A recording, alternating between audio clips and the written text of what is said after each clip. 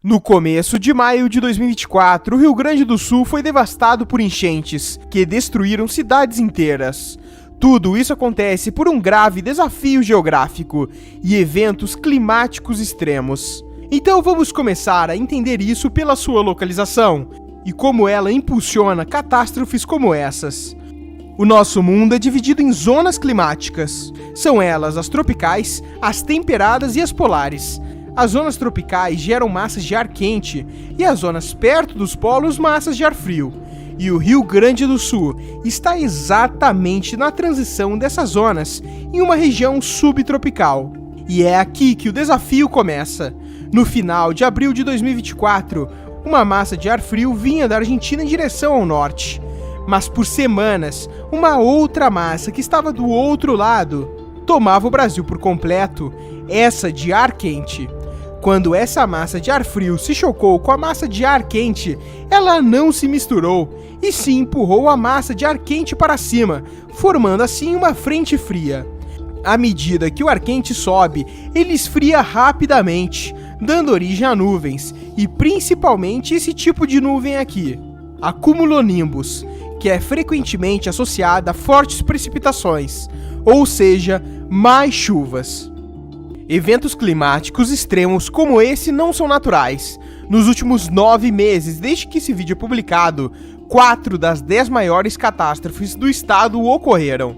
Esses eventos são impulsionados pela ação humana, e junto a fatores naturais, o Rio Grande do Sul vira um alvo de catástrofes climáticas. Isso nos leva à geografia do Rio Grande do Sul, que tem dezenas de bacias hidrográficas, que são um montante de rios que escoam para o mesmo lugar. Mas as que temos que ver aqui são essas em vermelho, as mais afetadas, e principalmente as que estão no Vale do Taquari e na bacia do Rio Taquari-Antas.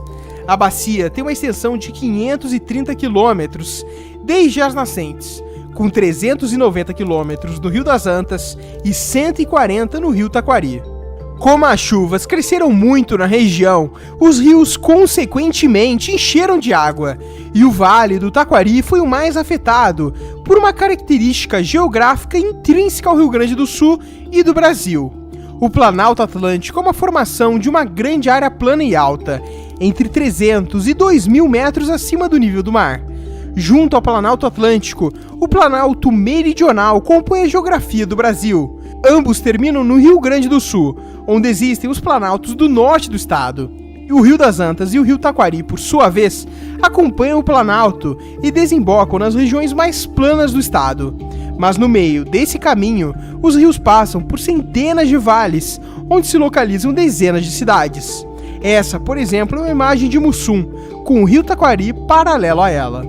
Essa outra é de Roca Salles, e mais uma de Encantado. E assim por diante. O Rio Taquari é paralelo a dezenas de cidades. E o efeito que isso causa é que, como as cidades estão a poucos metros dos rios, quando a água sobe por conta das intensas chuvas, isso gera consequentemente um aumento das águas.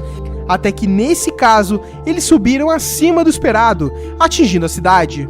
E como a maioria das cidades dessa região estão em um vale, a água muitas vezes não tem para onde escorrer, e portanto fica limitada na região, dentro do vale, exatamente onde estão as cidades. O resultado é que todo o vale vira um grande rio, e assim podemos ver imagens como essas. Porque tudo piora em Porto Alegre. A capital do estado é uma região extremamente propensa aos alagamentos. Historicamente, a enchente de 1941 atingiu todo o Rio Grande do Sul. Apesar disso, Porto Alegre foi uma das cidades mais atingidas, em função da sua posição geográfica, nas margens do Lago Guaíba. No total, 70.000 habitantes ficaram desabrigados, quase um quarto da população de Porto Alegre na época, que era de 270.000 habitantes. Cerca de 600 empresas suspenderam as atividades, e os prejuízos foram calculados em 1941 em 50 milhões de dólares.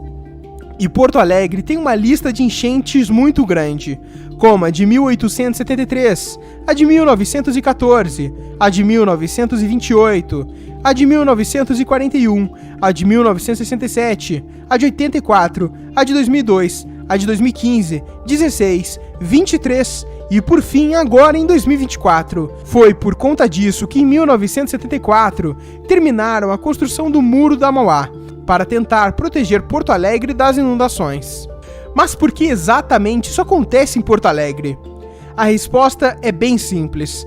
A maioria dos rios desembocam no Lago Guaíba, que cerca Porto Alegre. Como é muita água e a mesma fica presa no lago, acaba enchendo a cidade.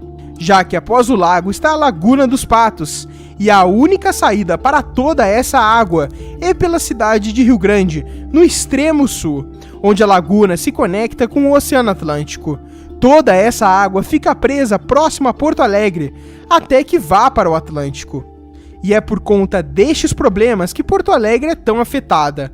Além, é claro, da sua altitude quase no mesmo nível do mar, e a cidade ficar localizada em uma região de mangues. É por essa consequência de fatores que, atualmente, o Rio Grande do Sul está sofrendo uma das piores catástrofes naturais da história.